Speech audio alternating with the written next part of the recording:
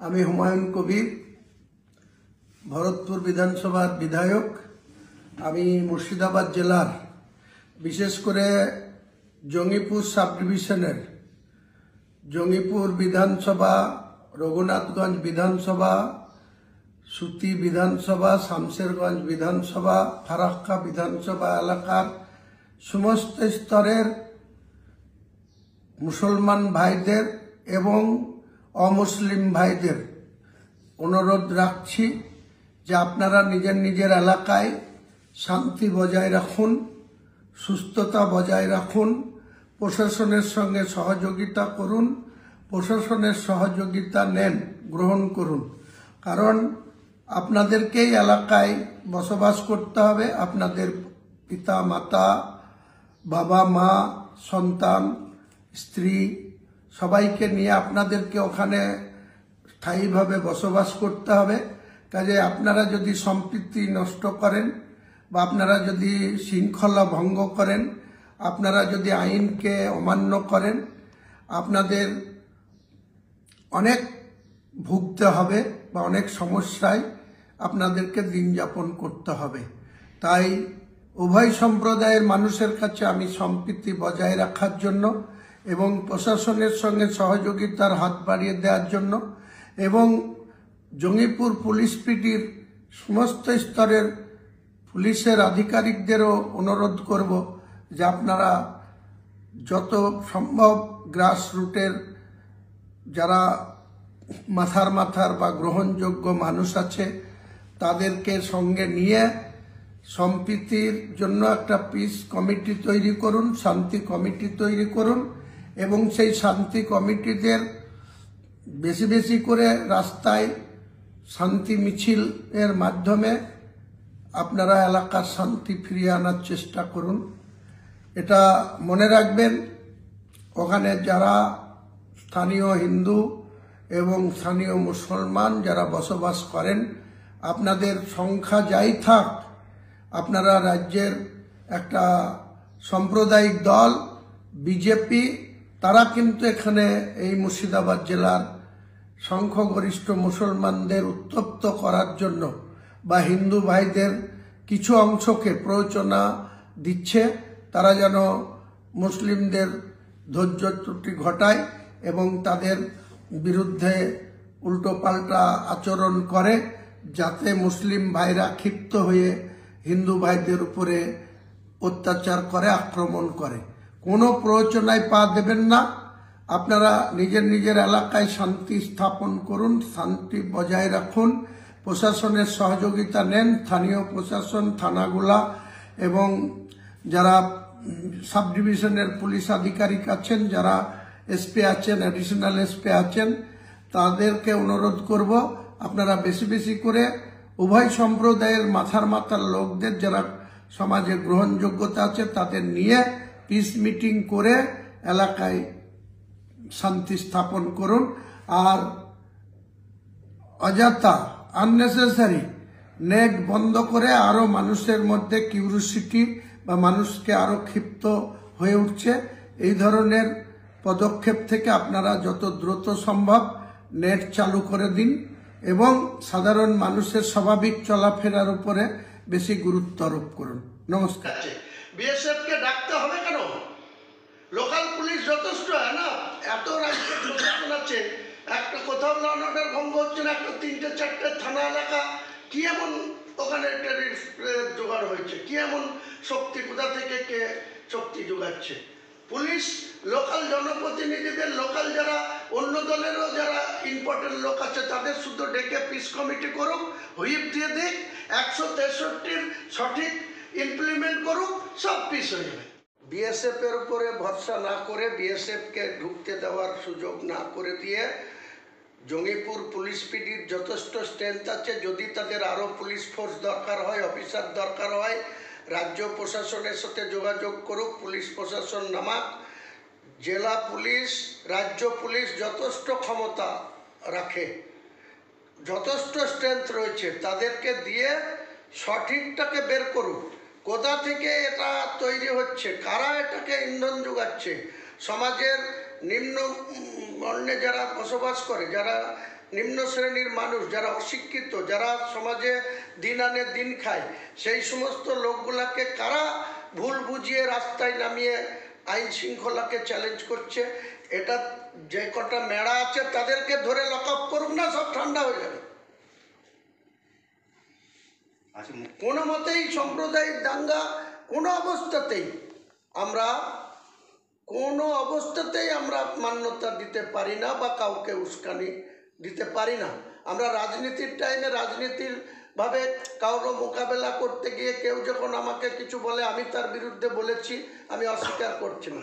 তার মানে এই নয় এই মুর্শিদাবাদ জেলায় 72% মুসলিম মেজরিটি জেলা, তাহলে 28% অমুসলিমদের বাস। সেখানে বিজেপি রাজ্য থেকে কিন্তু এই 28%কে 72%কে কোথাও কোথাও চ্যালেঞ্জ করতে চাইছে আইন শৃঙ্খলার অবনতি পরিকল্পিতভাবে ভাঙার জন্য, এবং এটাকে উদাহরণ হিসাবে দেখিয়ে গভর্নরের কাছে বলতে চাইছে যে দেখুন মুর্শিদাবাদ জেলায় সংখ্যালঘু যারা, অমুসলিম যারা, তারা অত্যাচারিত হচ্ছে। এটা ওদের প্রি প্ল্যান, সেটা রাজ্য সরকারকে বুঝতে হবে, এসপিদের বুঝতে হবে, ওসিদের বুঝতে হবে।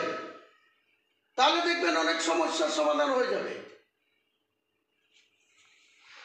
কোন পথে সমাধান হবে?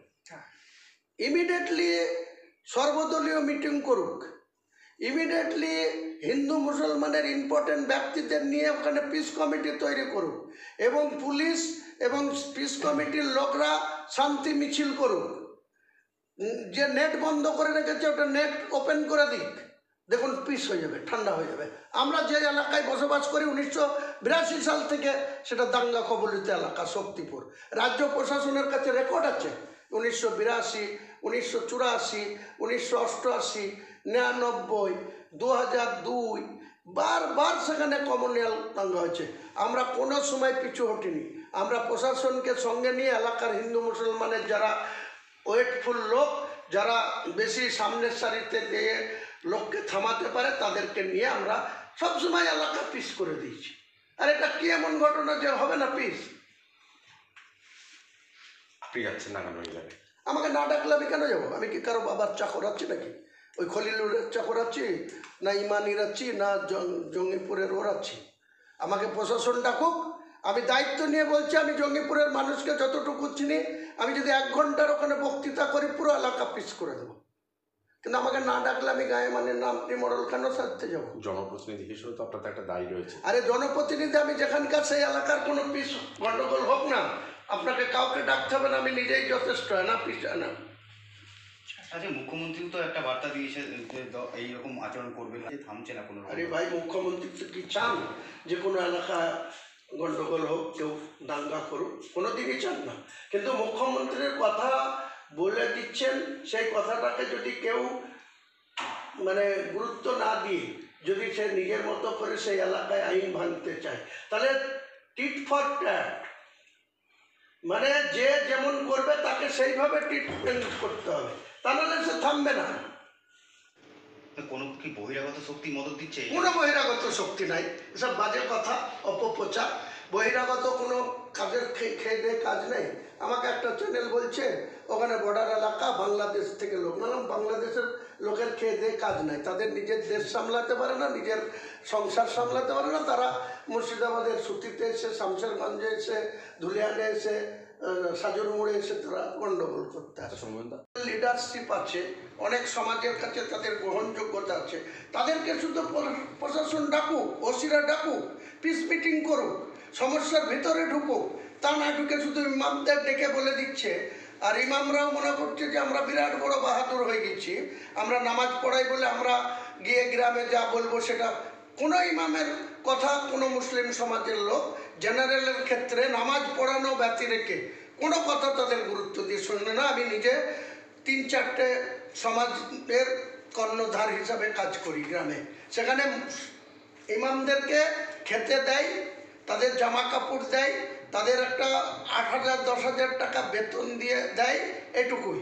আর বললাম তো 5 ওয়াক্ত নামাজ পড়ার ক্ষেত্রে মসজিদ আজান দেবে, সেই আজানের পরে ওয়াক্তের টাইমে সেখানে গিয়ে ইমামের পিছনে নামাজ পড়বে, তারপরে নিজের নামাজ নিজেকে পড়তে হয়, সেই ইমামকে দিয়ে যদি মনে করে জেলা প্রশাসন ইমামদের ডেকে আমি এলাকা পিস রাখবো, সব কিছু ইমামরা কন্ট্রোল করবে, এটাই গোড়াতে গল্লদ হচ্ছে।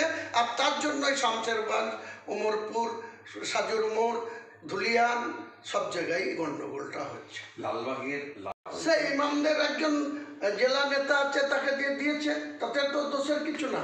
কিন্তু সেটা মানে তাই নয় যে 20 জন এমএলএ আছে তৃণমূলের, 74 জন জেলা পরিষদের মেম্বার আছে, 26টা ব্লক পঞ্চায়েত সমিতির সভাপতি আছে, সাংগঠনের লোকজন আছে, 250টা প্রধান আছে, তাদেরকে রেখে দিবে চুপচাপ দিয়ে? শুধু ইমামরা গিয়ে প্রশাসনের সাথে বসবে, বাবু স্যার আমি এসে গেছি, আর স্যারও দেখবে যে বাবারে একটু পেয়ালা দাড়িওয়ালাকে পেয়ে গেছি, এ যা বলবে সেটাই মুসলিম সমাজ শুনবে। এটাই তো গল্লদ হচ্ছে। ওই এলাকার বিধায়করাও তো বললাম তো ওই রকমই বিধায়ক আর ওই রকমই ইমাম মর্জেন। আমার মতন বিধায়ক হলে, আমি বলছি তো ইমাম মর্জেনের আমার কাছে গুরুত্ব এখানে আছে যে মর্জেনের কাজ হচ্ছে আজান দেওয়া 5 ওয়াক্ত নামাজের টাইমে, আর ইমামের কাজ হচ্ছে ফরজ নামাজটা ইমামের পিছনে, সে এসপি হলেও, এডিজি হলেও, চিফ মিনিস্টার হলেও, সে যদি মুসলিম হয়, সে যদি ইমানদার হয়, সেই ইমামের পিছনে তাকে দাঁড়াতে হবে নামাজ পড়তে। তারপরে সুন্নত নামাজগুলা, নফল নামাজগুলা নিজে নিজে পড়তে হয়। যারা নামাজ পড়ে, যারা নামাজ সম্বন্ধে ওয়াকিবহাল, তাদের কাছে আপনি জেনে নেন। আর আমাদের সরকারের এসপিরা, আমাদের সরকারের ডিএমরা, এই জেলায় ডিএম আর এসপিকে আমি যা দেখি, এদের কাজ হচ্ছে শুধু এখানকার ইমামদের যে 2 জন নেতা আছে, আব্দুর রেজ্জাক আর নাজিমউদ্দিন বিশ্বাস, তাদের নিচেকার গ্রাসরুটে কি চলাফেরা, তাদের কতটুকু ক্যাপাসিটি, তারা কটা লোকের সঙ্গে মেলামেশা করে, এসব খোঁজ খবর না নিয়ে তাদেরকে ডেকে নিল, তাদের সাথে মিটিং করলো, তাদেরকে বললো চিফ মিনিস্টার আমাদের বলেছে আব্দুর রেজ্জাককে দিয়ে এটা করো, আর নাজিমউদ্দিনকে বলেছে তুমি এটা করো। আরাম করে বসে এসপির ঠান্ডা ঘরে শুনবো। আর যারা জনপ্রতিনিধি তাদেরকে ইনভলভ করুন, অটোমেটিক এলাকা শান্ত।